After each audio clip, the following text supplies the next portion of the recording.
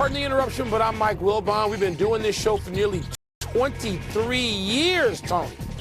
What do you think keeps us together? I'm Tony Kornheiser. Love, respect, but mostly money. Right? Mostly. Yeah, I'm with that. I thought you were going to get all Captain and Tennille on me for a second. Love will keep us together, right? Yeah. That's Nobody will know that. You got to be old. at least 60 to know love will keep us together, right? I don't know. I can't go down this road all the time, like with Perry Mason and Helen Hayes and the Captain and Tennille. You live on that road. Welcome to PTI, boys and girls. In today's episode, the Suns fire Frank Vogel, the Panthers blow out the Bruins, and Kendrick Perkins joins us for 5 good minutes. But we begin today with the Knicks being rescued in the second half last night by the return of Jalen Brunson, who missed 15 straight minutes going into halftime with some sort of foot injury. Brunson played the entire second half and sparked the Knicks to a 130-121 victory over Indiana. Rick Carlisle this time complained that the officiating was tilted towards New York. The Pacers list 78 incorrect or non-calls they feel happen in games 1 and 2. So, Wilbon, are you focused on Brunson's performance or on Carlisle's complaints? Oh, I got plenty of time to do both, Tony. And Brunson was great again. That's what he does. Jalen Brunson, great again. And I know you know that was like the 1,000th anniversary of Willis Reed coming out of that tunnel, because you were at that game as a young man, as a teenager. Yep. And Tony, it was interesting to talk to people last night. And it wasn't the same. It wasn't the same, of course. But Brunson comes out of the locker room and people are scattered at vending stuff for halftime. And a murmur comes across and people start streaming back in, apparently, because Brunson was on the floor. Brunson was great. Without Brunson coming back in, the Knicks don't win. Now, Rick Carlisle. I've known Rick Carlisle for a long time. Covered him at the University of Virginia. He's a smart, savvy man and a smart, savvy coach who's won a championship in his life. And it resonates with me when he says there's a bias toward big city teams, big markets in this league, because there is. Because in 2002, with nothing to do with Rick Carlisle, I sat and watched a series, a trip to the NBA Finals stolen from the Sacramento Kings and handed to the Los Angeles Lakers, and it was awful. And I talked to David Stern about it, and he was concerned about the perception and about the optics of people favoring our bosses, Turner and ESPN. They don't want to see OKC, Minnesota in the conference finals. They don't. And that stuff filters down, Tony. That kind of bias is not compartmentalized. It just isn't. I'm not saying the refs say, oh, let's call this in favor of the Knicks, because they don't do that. But bias is not compartmentalized. So it resonates with me. I got time to talk about both things. More than one thing can be true. Okay, so let me start by saying I'm not going down the Rick Carlisle rabbit hole. And like you, I covered him at Virginia. And I think he's a great coach. I understand that Rick Carlisle and a lot of people, and you've articulated this just now, believe that there is a conspiracy against small market teams to get them out of the playoffs. Well, San Antonio is a small market team. They won 5 times. At the moment, Minnesota and Oklahoma City, small markets like Indiana, are, I believe, 11-0 in these playoffs. I'm going to talk for a while. I don't care about the belt. Good. The New York team they're the biggest city in the entire league. The last time they won a championship was 51 years ago. I'm going to talk about Brunson, and I'll get to the Willis Reed thing right now. It's not like, well, don't be silly. Okay, that was Game 7 of the NBA Finals, and that was Willis Reed. But Jalen Brunson is a great player. He was plus 26 when he was in last night. He had 29 points in 32 minutes. This is what he's had in the last 5 games, 39, 47, 40, 41, 43. That guy, Jalen Brunson, is the star of the playoffs. That guy, not Anthony Edwards. No, Jalen Brunson right now. And if Tom Thibodeau could, he'd play him 52 minutes in a 48-minute game. And that's what I need to say, and I'm done. The Knicks injuries are piling up, and you're right about Brunson. But I'm just going back one more second. Don't tell me there's no bias. Don't try to act like the league's been trying to help the Knicks win for 51 years and failed at it. You and I have bias. You were biased. You tell me all year. No bias. I haven't seen Oklahoma City. I haven't seen Minnesota. Not watching them yet. That's the move of most people in this league. That's not bias. I haven't seen them. Of course it is. By definition, it's bias. No. We all have it. Have any idea what the word bias means? Yes, I do. If I haven't seen them, I have no bias. Why hadn't you seen them? That's bias. No, because they're not on my TV. Oh, your TV. They're on mine, not yours. We will move, you got the Midwest however, TV. slowly to the Stanley Cup playoffs. After getting smacked by the Bruins in Game 1, the Panthers returned the favor last night. Florida scored 6 unanswered across the second and third periods, leading Bruins coach Jim Montgomery to pull star goaltender Jeremy Swayman. And with the game decided, Florida's Keith Tkachuk got Boston's David Pastrnak to fight. Seemed really stupid to me. Tony, where do you want to start? Yeah, I'm going to start with the fight because I know your opinion on fighting. I know you hate it. I know you think it should be outlawed. And I know you believe that hockey around the world, that the only place they fight is the NHL. Yep. And I'm going to tell you that what happened last night in that fight was oddly honorable to me. This was not a brawl. This was 2 guys going out there, and not rum-dums, not goons. All-star players went out there, wanted to go out there to represent their teams, it seemed to me. It felt choreographed to me. It felt sort of like Tony and Bernardo in West Side Story. And I was amazed. You know, here's Tkachuk. He's had 20 fights in his career, I'm told, and Pasternak's only had 1. And Pastrnak acquitted himself well in terms of fighting. The story to me was afterwards when both coaches, Mike, basically said this was awesome because they were saying to people like you, this is in the fabric of our game. This is in our DNA. And I was stunned by not just the acceptance, but the enthusiasm for those 2 guys duking it out. I got nothing left on the game except if Swayman continues to sing to himself when he's at the net, he might sing a blues song because he had 4 goals in 41 minutes. I'd say he's taken out after 4 goals last night, and Montgomery should have taken him out after 3. Tony, I indulged, I dove headfirst into the fight and reading about it, listening to people talk about it last night and this morning, and it just seemed like, okay, I'm not even going to debate you or say you're wrong on 2 guys wanting to represent their team. I get that. It was like West Side Story. But, Tony, to what end? It was 6-1. What does it do? Like in the old NHL, where you had these tribes at war with each other and you did have those brawls, it might actually mean something more, even though I hated it. This, I don't know. We wanted to know whether Florida was rusty after Game 1. We wanted to know whether Swayman was going to be able to continue his dominance in the playoffs. I think he was 5-2, maybe not dominance, excellence.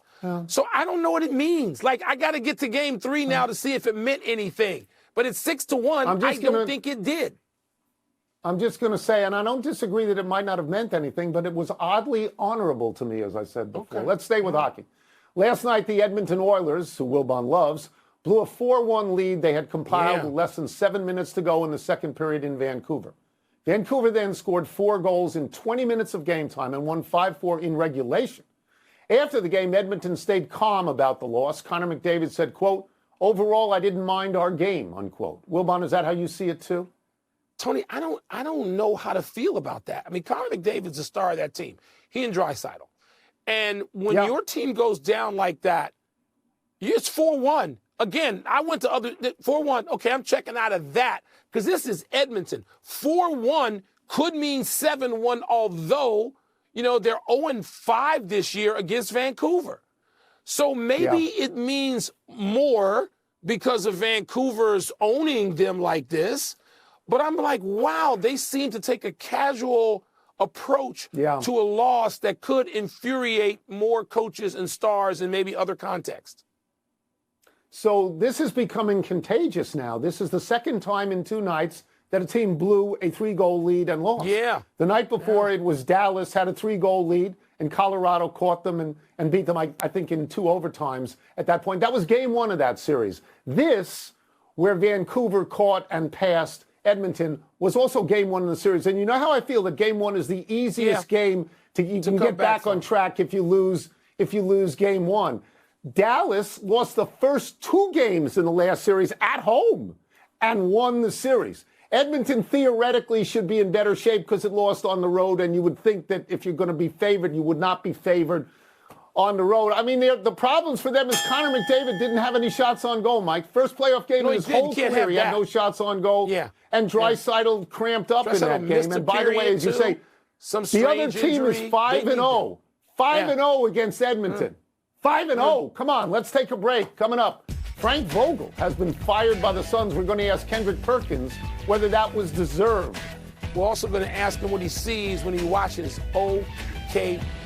I should mention this. Let's go to another big city, Mike. Played T.J. McConnell last night in the fourth quarter on Jalen Brunson. You got to get McConnell back in the game on Brunson. He has to. Mike, your city, Chicago, big city, 6 championships. Is that a result of bias? Let's dig back into the NBA playoffs with our great friend from NBA Today, Mr. Kendrick Perkins. Perk, let's start with the news that the Phoenix Suns fired Frank Vogel. It's one season on the job. Do you think that this is deserved? Hell no. And Wilborn, you touched on this last week when you was talking about LeBron James and Anthony Davis.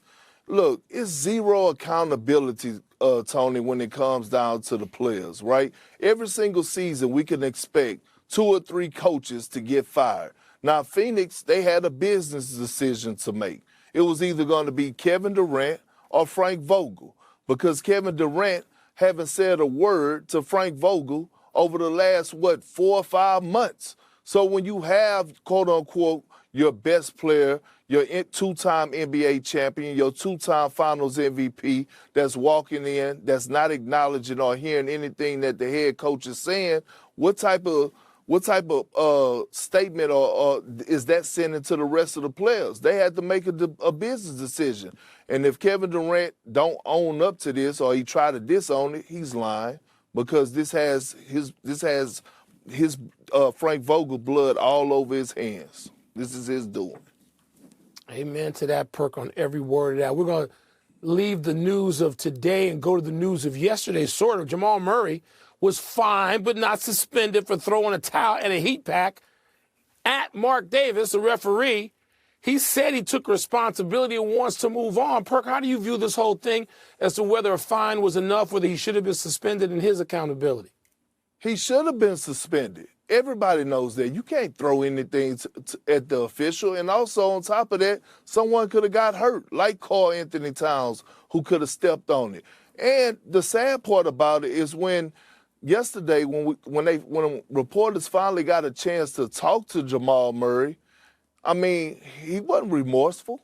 He didn't apologize for his actions. You know, it is what it is. And I'm like, well, damn, if it was Draymond Green or if it was me, if I was playing in the league, I would have got 2 games, no matter what the circumstances were, no matter if we was in the playoffs.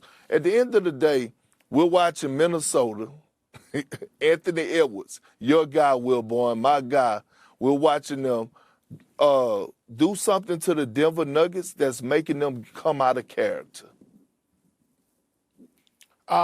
Let's go back to on-court. We can finally get back to on-court stuff now. Mavs and Thunder back tonight.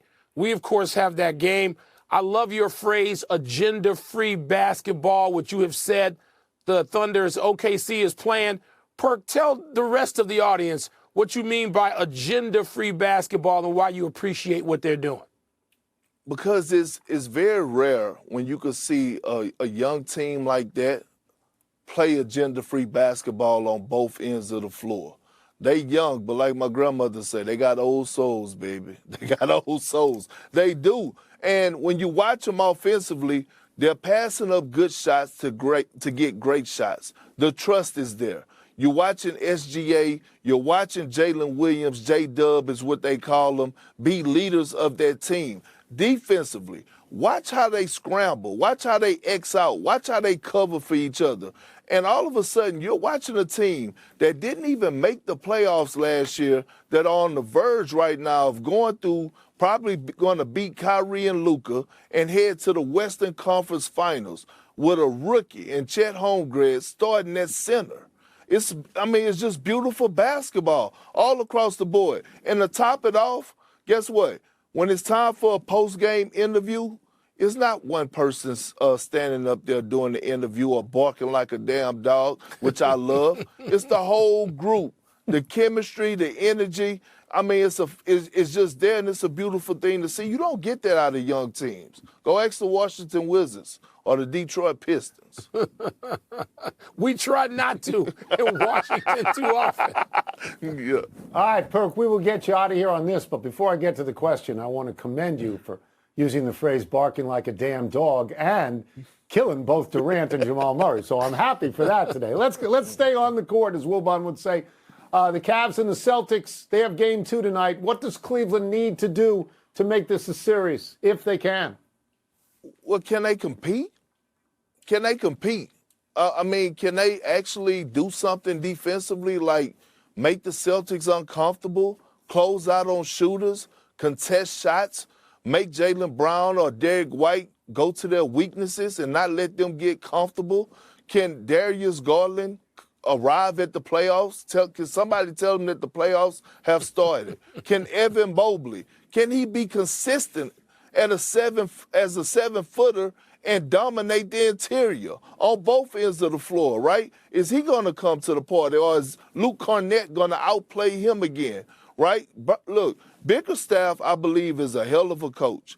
I believe that, he wants those guys to go out there and compete and leave it all out on the floor. But they have to have that mental toughness, especially when you're walking into Boston, because they have too many weapons that could beat you. Joy to have you, Perk. Total joy. Perk, Thank you. I appreciate you, legend. I get to hang out with you more today. Tony, we can't account for him. Let's take one last break. Still to come, the NBA decides on its punishment for Patrick Beverley. Yeah, that ain't enough either. Don't get me started on that. Well, you will get me started. Chris Sale makes a statement to his old team. Well, one of his old teams, not his first old team, his next old team. Do you agree with me that Patrick Beverley is 9/10 annoying and 1/10 okay? Well, unless he's on your really? team. If he's on your team, you love him because he's annoying the opponent. Happy time, people. Happy 59th birthday, Steve Yzerman. The Hall of Fame center played 22 seasons in the NHL, all with the Detroit Red Wings, where he's now their general manager. Stevie Y won 3 Stanley Cups, 1997, 1998, 2002. He scored 692 career goals, still 10th all-time, 1,063 assists, still 9th all-time, and 1,755 total points, still 7th all-time. Look at that. Yzerman may have been the greatest Red Wings player ever, not named Gordie Howe. Yzerman played on Canada's 2002 Olympic gold medal team and later became Team Canada's GM. Tony, I'm obligated as a Blackhawk fan to hate all Red Wings. But isn't it possible Stevie Y is underrated?